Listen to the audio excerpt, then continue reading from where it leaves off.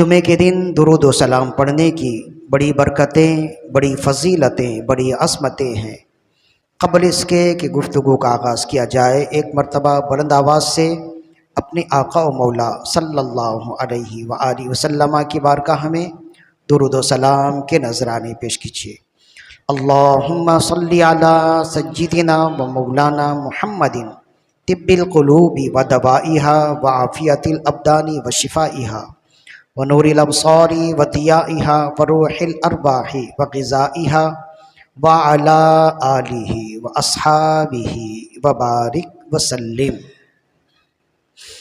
اللہ تعالیٰ نے قرآن مجید میں انسان کی فضیلت اور اس کی بزرگی اور برتری بیان کرتے ہوئے ارشاد فرمایا، لقد خلقنا الانسان فی احسن تقویم، تحقیق ہم نے انسان کو انتہائی خوبصورت بنایا۔ یہ اس کا مفہوم ہے۔ اس آیت سے یہ معلوم ہوا کہ انسان اللہ کی بنائی ہوئی تمام مخلوقات میں سب سے زیادہ حسین تر ہے، سب سے زیادہ خوبصورت ہے۔ لہذا یہ کہنا بالکل بجا ہوگا کہ اللہ کی کائنات میں، اللہ کی تمام مخلوقات میں انسان احسن المخلوقات ہے، یعنی تمام مخلوقات میں سب سے زیادہ خوبصورت ہے۔ پھر اللہ تعالیٰ نے انسان کی فضیلت، بزرگی اور برتری بیان کرتے ہوئے سورہ بنی اسرائیل میں ارشاد فرمایا، لقد کرمنا بنی آدم وحملناہم فی البر والبحر، تحقیق ہم نے بنی آدم کو مکرم کیا، معظم کیا۔ اس آیت سے معلوم ہوا کہ اللہ کی تمام مخلوقات میں انسان اللہ کی بارگاہ میں سب سے زیادہ عزت والا ہے۔ لہذا یہ کہنا بجا ہوگا کہ اللہ کی مخلوقات میں انسان اشرف المخلوقات، افضل المخلوقات، اکرم المخلوقات ہے، یعنی اللہ کی مخلوقات میں سب سے زیادہ مکرم ہے، سب سے زیادہ افضل ہے۔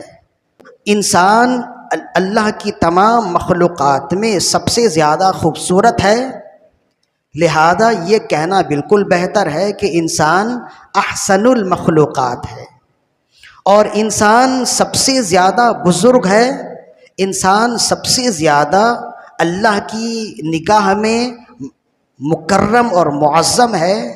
تو یہ کہنا بالکل بہتر ہوگا کہ انسان اشرف المخلوقات یا اکرم المخلوقات ہے۔ اسی کے بعد پھر اللہ تعالیٰ نے دوسرے مقام پر ارشاد فرمایا کہ وَسَخَّرَ لَكُم مَّا فِي السَّمَاوَاتِ وَمَا فِي الْأَرْضِ، اے انسانوں، میں نے زمین و آسمان میں جو کچھ ہے ان تمام چیزوں کو تمہارے لیے مسخر کر دیا۔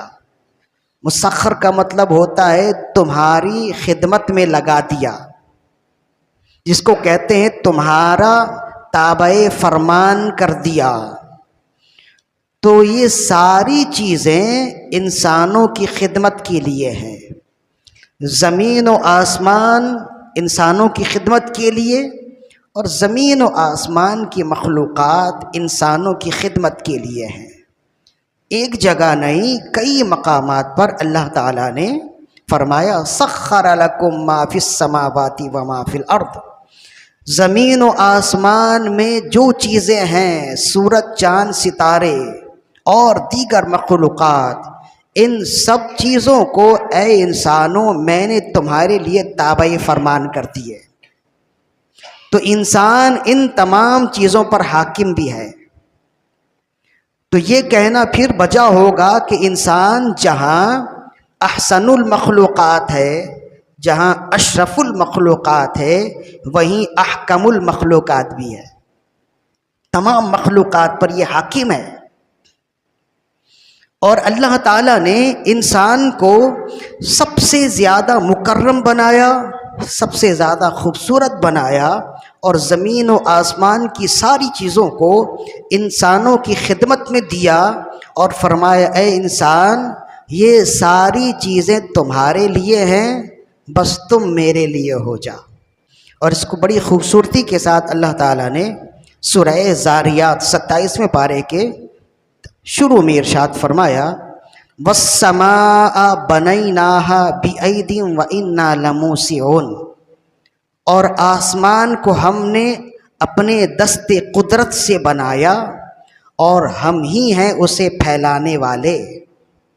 وَالْأَرْضَ فَرَشْنَاهَا فَنِعْمَ الْمَاهِدُونَ، اور زمین کو ہم نے بچھایا اور ہم کیا ہی خوب ہیں بچھانے والے۔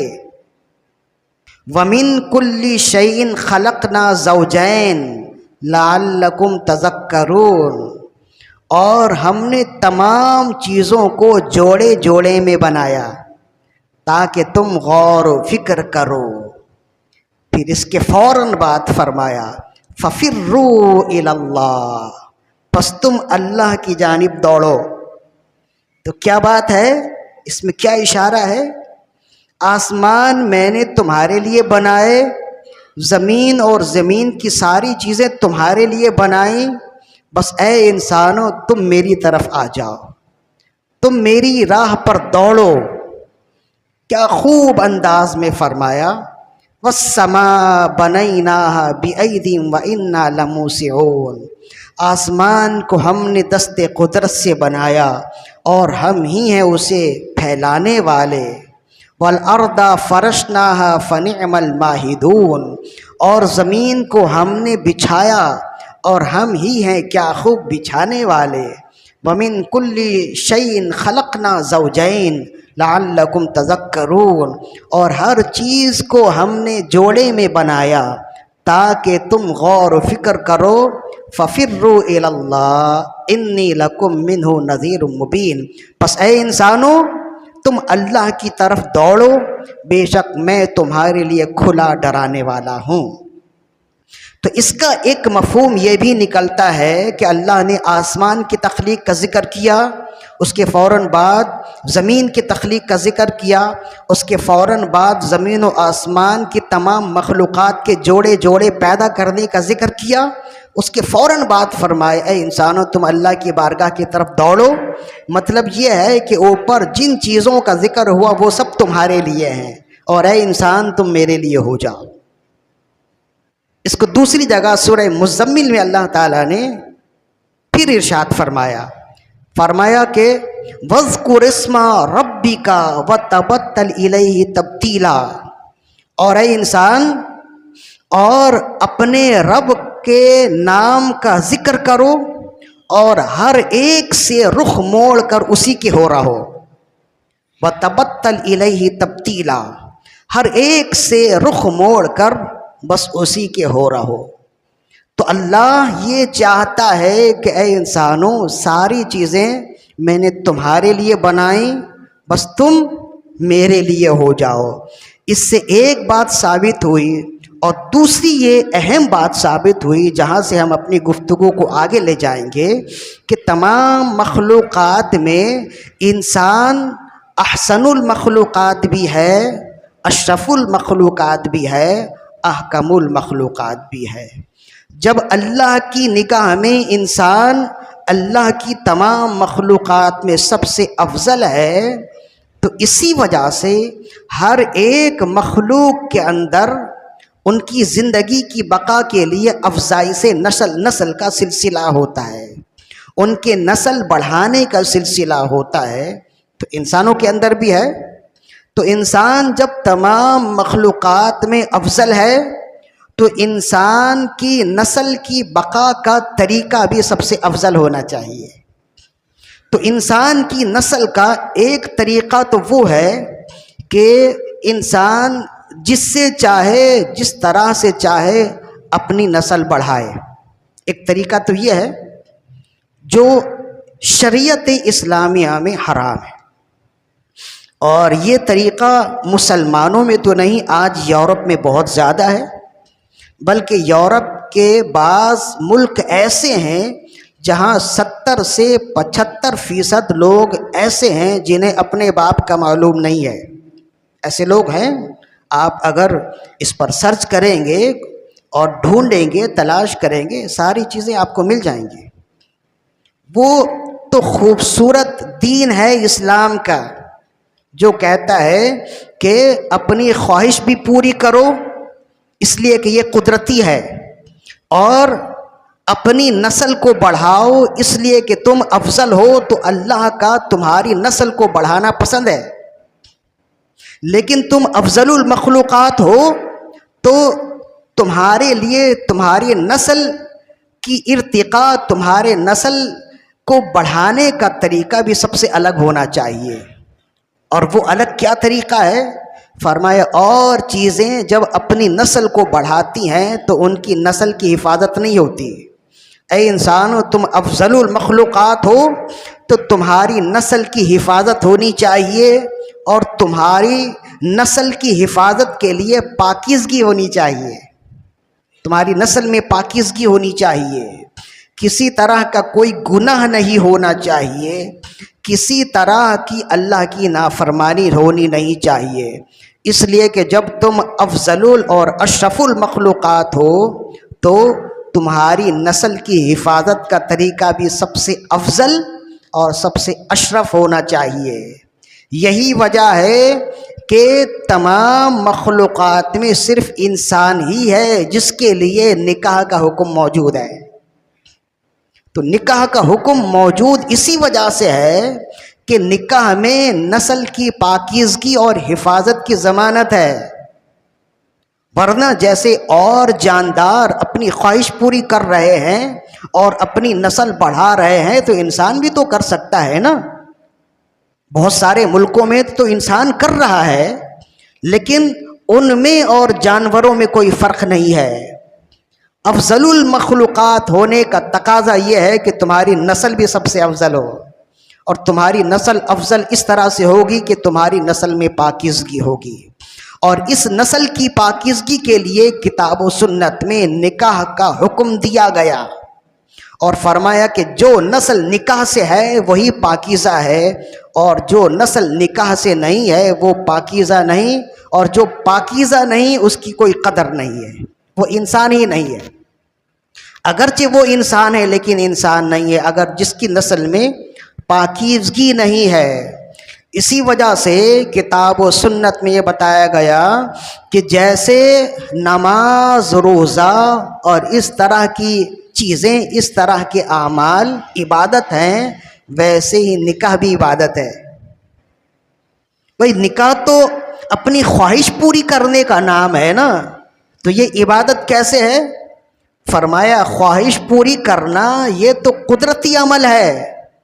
اس میں عبادت اس وجہ سے ہے کہ تم اپنی نسل کی حفاظت کر رہے ہو، اور تم اپنی نسل کو پاکیزگی کے ساتھ دوسرے میں منتقل کر رہے ہو.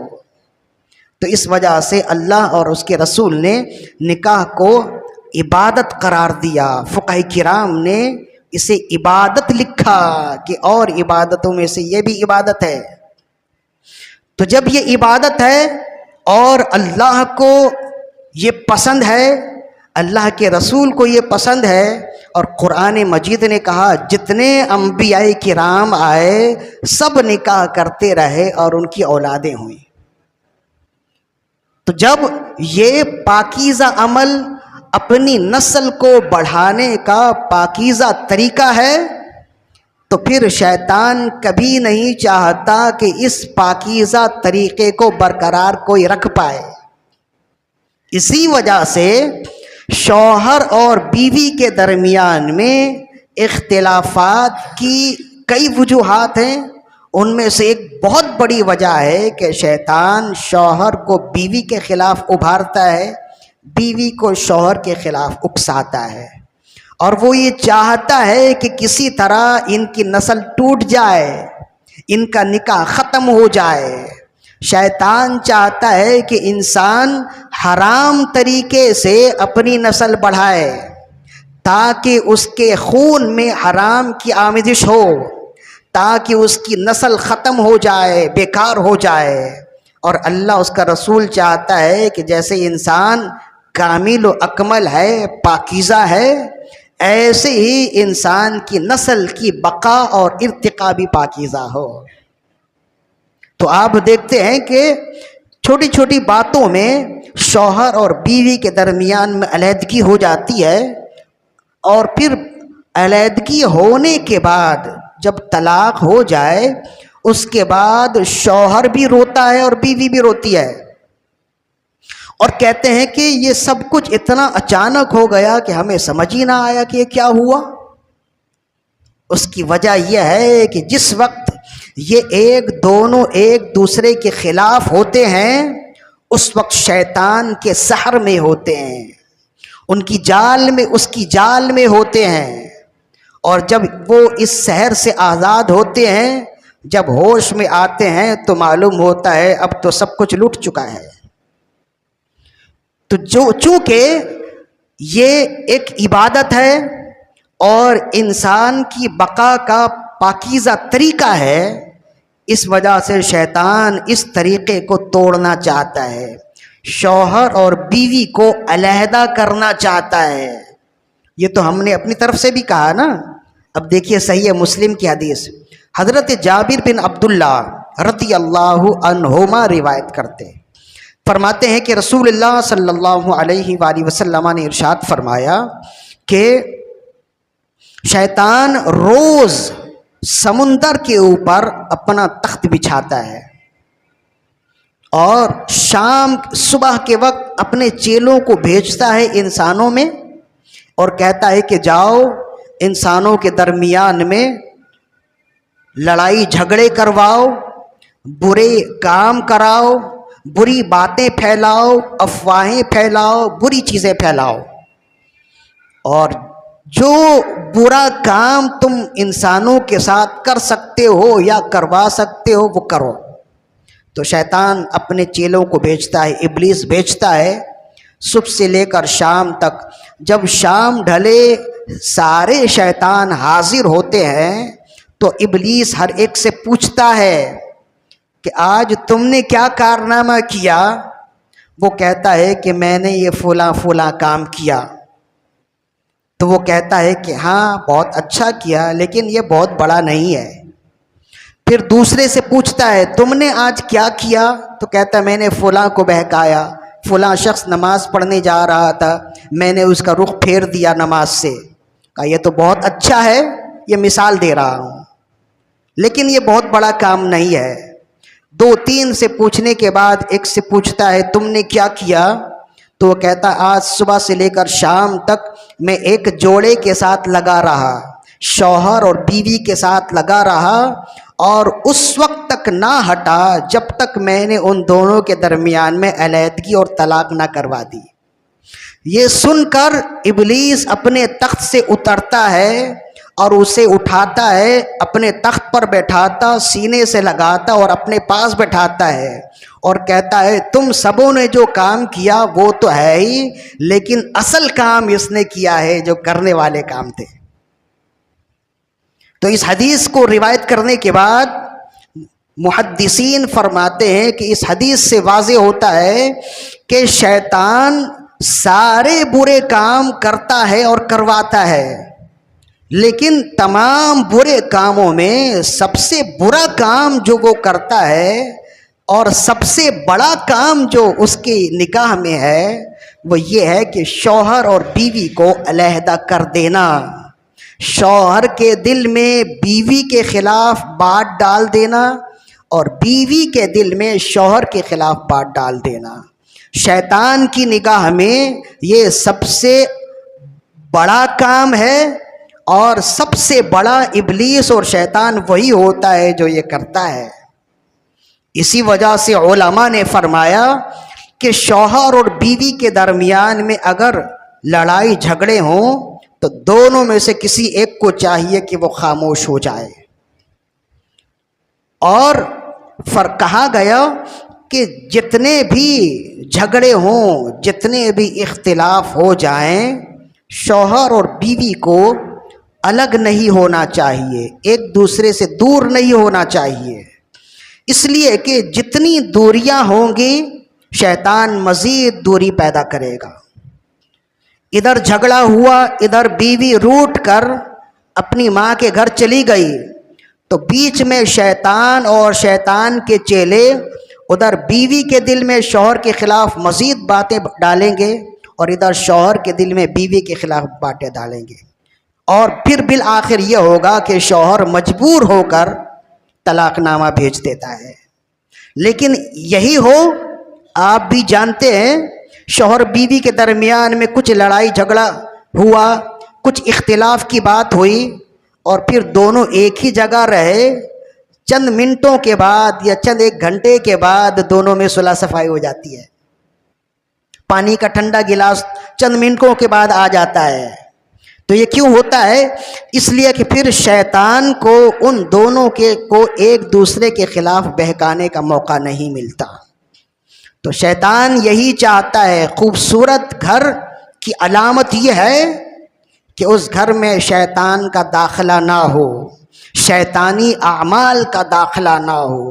اسی لیے اللہ کے رسول صلی اللہ علیہ وآلہ وسلم نے بھی ارشاد فرمایا، جس کا مفہوم ہے، اور دیگر علماء نے بھی فرمایا، کہ بندے کو چاہیے جب گھر میں داخل ہوتے ہی سلام کرے اور اعوذ باللہ من الشیطان الرجیم پڑھے، تاکہ سلام کرنے سے اللہ کی رحمت آئے گی، اور اعوذ باللہ من الشیطان الرجیم جب پڑھ لیا تو شیطان گھر سے، گھر والوں سے دور ہو گیا۔ ورنہ ایسا ہی ہوتا ہے، آج کل ہم شیطانی حربوں کو جانتے نہیں ہیں، شیطان کے پیتروں کو جانتے نہیں ہیں، تو مشکلات کا شکار ہو جاتے ہیں۔ ایسے ہی تو نہیں اللہ کے رسول صلی اللہ علیہ وسلم نے گھر کے اندر داخل ہونے کی دعا ہمیں بتائی، گھر سے نکلنے کی دعا بتائی، تو یہ ساری چیزیں شیطان کے خلاف ایک حصار ہیں۔ ان دعاؤں کے صدقے، ان دعاؤں کی برکت سے ہم اللہ کی رحمتوں کے ساتھ ہوتے ہیں۔ تو شیطان ایک تو اس طرح سے بہکاتا ہے، شوہر اور بیوی کو ایک دوسرے سے الگ کرتا ہے، اور دوسرا طریقہ یہ ہے کہ شیطان خود نہیں کرتا، شیطان نما انسانوں کو اس کام کے لیے مامور کرتا ہے۔ شیطان خود نہیں کرتا، شیطان انسانوں میں سے بعض انسانوں کو ڈھونڈتا ہے جو اس کا کام کریں، جو اس کے مزاج کے ہوتے ہیں۔ وہ انسان مرد بھی ہو سکتا ہے، وہ عورت بھی ہو سکتی ہے۔ چنانچہ اسی حوالے سے امام ابن جوزی نے لکھا، آپ کی کتاب ذم الہوا، فرماتے ہیں کہ اللہ کے رسول داؤد علیہ نبینا وعلیہ الصلوۃ والسلام کے زمانے میں ایک مزدور نے شادی کی، اور اس کی بیوی بڑی خوبصورت تھی۔ کچھ دن گزرے تو ایک امیر شخص کی نگاہ اس کی بیوی پر پڑی، تو وہ سوچنے لگا، یہ تو مزدور ہے، یہ تو غریب آدمی ہے، اتنی خوبصورت عورت اس کے گھر ہے، تو اس کے دل میں خیال آیا کہ یہ تو میرے گھر میں ہونی چاہیے، لیکن کیا کریں، اب تو اس نے شادی کر لی ہے۔ تو اس نے ایک بڑی بھی کو اس بات پر مامور کیا، خریدا، کہ تم جاؤ اور اس کے گھر میں، اس لیے کہ عورت کا کسی کے گھر میں جانا آسان ہوتا ہے، کسی اجنبی کے گھر میں جانا۔ تو بڑی بھی کو اس نے اس بات پر مامور کیا کہ میں تمہیں اتنی رقم دوں گا، تم جاؤ ان کے گھر میں دوستی بناؤ اس خاتون سے۔ تو وہ بڑی بھی تھی، تو وہ گئی، کچھ دنوں تک تو وہ جاتی رہی، اور اس نے اس کے ساتھ دوستی بنائی، اس کا اعتماد لیا۔ پھر اس امیر شخص نے اس سے کہا کہ اب جب وہ تمہاری باتوں کے سحر میں آ گئی ہے، تو اب اسے اس کے شوہر کے خلاف اکساؤ، اس کے شوہر کے خلاف بھڑکاؤ، اور میں تمہیں اتنی رقم دوں گا۔ اب وہ بڑی بھی وہاں جا کر، وہ بڑھیا وہاں جا کر اس خاتون کو، اس عورت کو اس کے شوہر کے خلاف بھڑکاتی، اور کیا کہتی؟ کتابوں میں لکھا، وہ کہتی، تم تو اتنی خوبصورت ہو، تم کہاں اس مزدور کے پلے بن گئی؟ نہ اس کے پاس ڈھنگ کا کھانا ہے، نہ پینا ہے، نہ ڈھنگ کا لباس ہے، نہ ڈھنگ کا مکان ہے، نہ ڈھنگ کا کوئی سامان ہے، تم تو اتنی خوبصورت ہو کہ تمہارے لیے تو بڑے بڑے بادشاہوں کے بھی رشتے آ سکتے ہیں، شہزادوں کے رشتے آ سکتے ہیں، بڑے بڑے امیر لوگوں کا رشتہ بھی تمہارے لیے آ سکتا ہے، نہ جانے تم نے کیا بے وقوفی کی، اس مزدور کے پلے بندھ گئی۔ تو وہ گاہے بگاہے آ کر اس عورت کو یہ بات کہتی رہی، اور آپ جانتے ہیں کہ اکثریت بات یہ ہے عورتیں اس حوالے سے بہت زیادہ کمزور ہوتی ہیں۔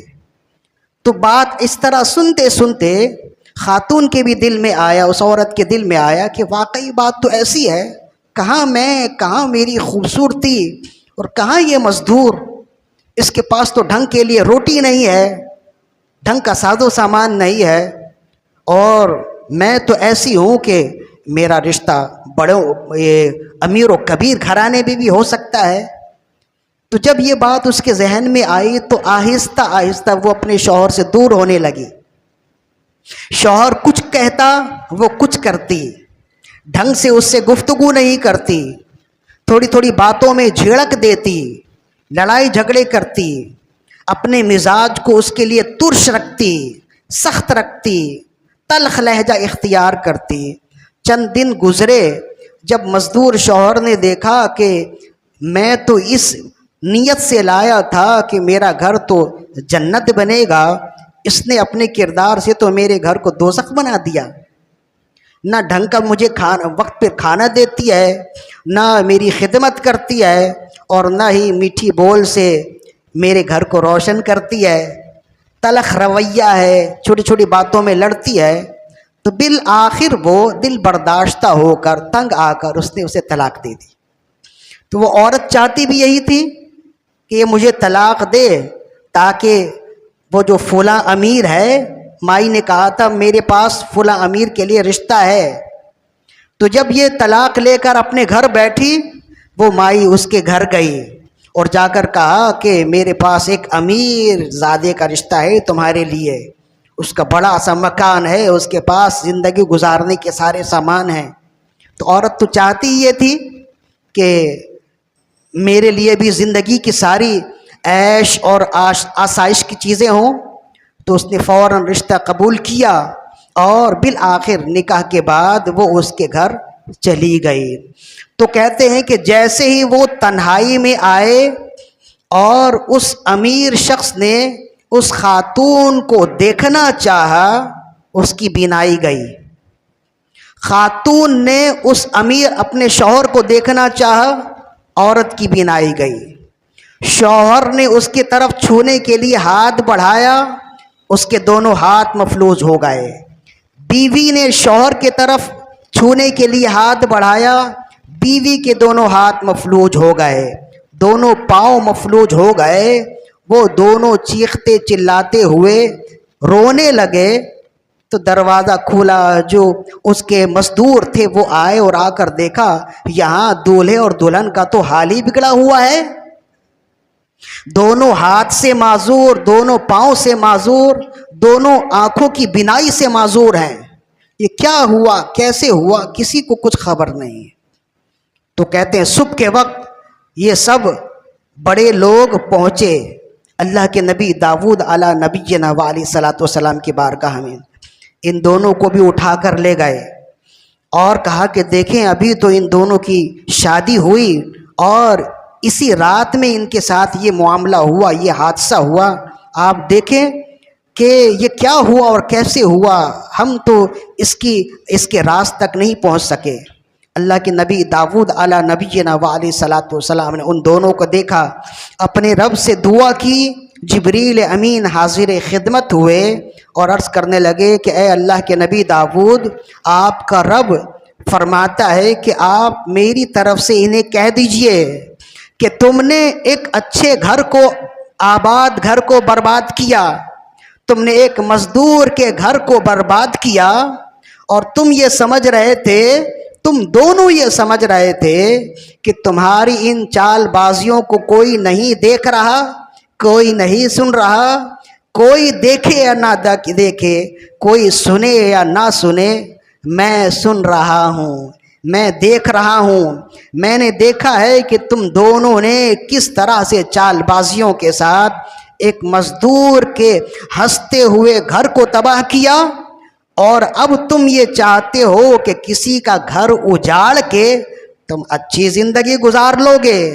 فرمایا کہ تم نے ایک مزدور کا دل دکھایا، اس کا گھر اجاڑا، میں تمہیں کبھی معاف نہیں کروں گا۔ اور جو حال تم دونوں کا ہوا ہے، تم دونوں سے زیادہ برا اور بدتر حال اس مائی کا ہوا ہے جس نے تم سے پیسے لے کر اس مزدور کے گھر کو اجاڑنے کا سامان کیا۔ تو جب معلوم کیا تو معلوم ہوا کہ یہ دونوں تو مفلوج ہیں، وہ تو کوڑ کے مرض میں مبتلا ہو چکی ہیں اور زندگی کی آخری سانسیں لے رہی ہیں۔ تو امام ابن جوزی رحمت اللہ علیہ اس واقعے کو نقل کرنے کے بعد فرماتے ہیں کہ دیکھو کہ اللہ کس قدر پسند فرماتا ہے کہ شوہر اور بیوی ایک دوسرے کے ساتھ رہیں، اور کس قدر ناپسند فرماتا ہے کہ شیطان ہو یا شیطان نما انسان، مرد ہو یا عورت، کسی کے گھر کو تباہ کریں، کسی کے گھر کو برباد کریں۔ اور اسی کو اللہ کے رسول صلی اللہ علیہ وآلہ وسلم نے ارشاد فرمایا، لیسا منا من خبب امرأۃ علی زوجہا، فرمایا کہ وہ ہمارے دین سے نہیں ہے جو کسی عورت کو اس کے شوہر کے خلاف بھڑکائے، اس لیے کہ وہ پھر انسان نہیں ہوتا، وہ انسان نما شیطان ہوتا ہے، خواہ وہ مرد ہو خواہ عورت ہو۔ تو ایسی عورتوں کے بارے میں بھی کہا گیا کہ شیطان سے اپنے گھر کو محفوظ رکھنے کے لیے دعائیں ہیں جو قرآن و حدیث میں موجود ہیں، تاکہ انسان اپنے گھر سے میں داخل ہو تو یہ دعا پڑھے، اپنے گھر سے نکلے تو ان دعاؤں کے ساتھ نکلے، تاکہ اس کا گھر شیطانی ہتھ کنڈوں سے، شیطانی باتوں سے محفوظ رہے۔ اور شیطان نما عورتوں کے بارے میں، شیطان نما مردوں کے بارے میں حکیم الامت مفتی احمد یا خان نعیمی رحمہ اللہ فرماتے ہیں کہ مرد کو چاہیے کہ اگر اسے محسوس ہو کہ فلاں عورت اس کے گھر کے ماحول کو خراب کر رہی ہے تو اسے چاہیے کہ وہ منع کر دے کہ خبردار یہ خاتون، یہ عورت میرے گھر میں نہ آئے۔ اور اعلیٰ حضرت رحمت اللہ علیہ نے لکھا کہ اگر شوہر بیوی کو منع کر دے کہ فلاں بندہ میرے گھر میں نہ آئے تو بیوی کے لیے حرام ہے کہ وہ اس کی اجازت کے بغیر پھر اسے اپنے گھر میں آنے دے۔ فلاں غیر تو غیر ہے، فرمایا کہ اگر عورت کے والدین کے بارے میں بھی اگر شوہر کہے کہ میں تمہارے والدین کو پسند نہیں کرتا، وہ میرے گھر نہ آئیں، تو شریعت کا حکم یہ ہے کہ عورت اپنے والدین کو منع کر دے کہ وہ اس کے گھر نہ آئے۔ اگر ملنا چاہے یہ جا کر مل سکتی ہے، لیکن انہیں شوہر کے گھر میں آنے نہ دے۔ کیوں؟ اس لیے کہ شریعت یہ چاہتی ہے، دین یہ چاہتا ہے کہ اسلامی گھر جنت کا گہوارہ بنے۔ تو جن جن چیزوں سے شوہر اور بیوی کے درمیان میں، جن جن عوامل سے شوہر اور بیوی کے درمیان میں اختلاف ہو، شریعت اسے منافی کرتا ہے، شریعت اسے منع کرتا ہے، خواہ وہ کوئی بھی ہو، خواہ وہ انسان ہو تو انسان، مرد ہو تو مرد، عورت ہو تو عورت، خاندان والے ہوں تو خاندان والے۔ تو اپنے گھر کو بچانے کے لیے ان تمام عوامل پر غور کریں اور دیکھیں، سمجھیں، اور یہ یاد رکھیں کہ یہ نکاح کا رشتہ صرف خواہشات کی تکمیل کے لیے نہیں ہے، یہ نسل انسانی کی بقا کا پاکیزہ طریقہ ہے، اور اللہ یہ چاہتا ہے کہ یہ طریقہ برقرار رہے، اللہ کے رسول یہ چاہتے ہیں کہ یہ طریقہ برقرار رہے۔ جبھی تو اس طرح کی کئی احادیث موجود ہیں کہ رسول اللہ صلی اللہ علیہ وآلہ وسلم نے ارشاد فرمایا، جب شوہر اپنی بیوی کی طرف مسکراتے ہوئے دیکھتا ہے، جب بیوی اپنے شوہر کی طرف مسکراتے ہوئے دیکھتی ہے، اسی آن دونوں کی مغفرت ہو جاتی ہے۔ فرمائے کہ جو لقمہ تم محبت سے اٹھا کر اپنے بیوی کو کھلاتے ہو وہ تمہارے لیے صدقہ ہے، اسی لمحہ تمہاری مغفرت ہو جاتی ہے۔ تو کیوں ایسا ہے؟ بسا اوقات یہ شہوت کے تقاضے سے بھی ہو سکتا ہے. فرمائے وہ ساری باتیں الگ ہیں لیکن دین یہ چاہتا ہے کہ تمہارا گھر برباد نہ ہو. اگر تم سے برباد ہوتا ہے تم اپنی اصلاح کرو. بیوی سے برباد ہونے کا خطرہ ہے، بیوی کی اصلاح کرو. کوئی کسی دوسرے سے برباد ہونے کا خطرہ ہے، ماحول خراب ہونے کا خطرہ ہے، اسے روکنے کی کوشش کرو. یہ سارا تمہارا حق ہے. یہ ایک پارٹ ہے. انشاءاللہ اس حوالے سے مزید اور بھی گفتگو ہوگی اگلی نشست میں. اللہ تعالیٰ سے دعا ہے کہ ہماری آج کی حاضری اپنی بارگاہ میں قبول و مقبول فرمائے. وما علینا الا البلاغ.